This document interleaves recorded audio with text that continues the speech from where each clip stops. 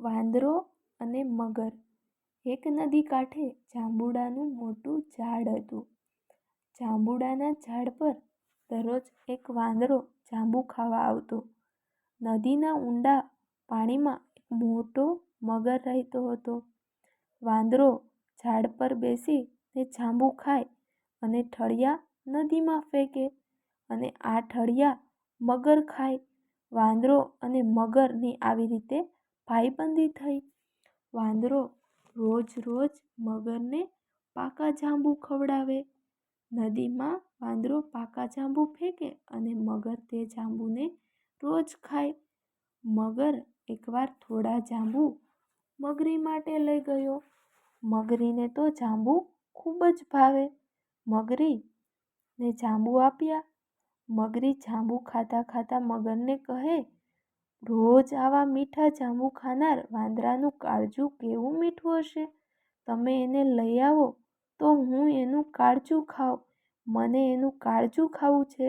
મગર કહે, તે હવે મારો ભાઈબંધ થયો છે. ભાઈબંધ સાથે મારાથી દગો કેમ થાય? મગરીએ તો જીદ કરી, જો તમે કાળજું નહીં લાવી આપો તો હું મારો જીવ આપી દઈશ. ના છૂટકે પણ મગર વાંદરાને મગરી પાસે લઈ આવવા માટે તૈયાર થયો. બીજે દિવસે મગર તો જાંબુના ઝાડ નીચે આવ્યો.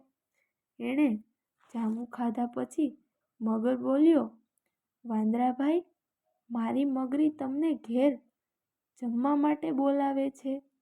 મારી પીઠ પાછળ બેસી જાઓ અને મારા મહેમાન થાઓ. વાંદરો તો હરખાઈ ગયો. વાહ, ચાલો, તમારો આટલો બધો પ્રેમ છે તો ના કેમ પડાય? એમ કહેતો વાંદરો કૂદીને મગરના પીઠ પર બેસી ગયો. મગર પાણીમાં આગળ સરકવા લાગ્યો. બંને વાતોએ વળગ્યા. અડધે રસ્તે જ ભોળા મગરે મગરીના મનની વાત વાંદરાને કરી દીધી. મગરીની વાત સાંભળી વાંદરાના તો હોશ ઉડી ગયા.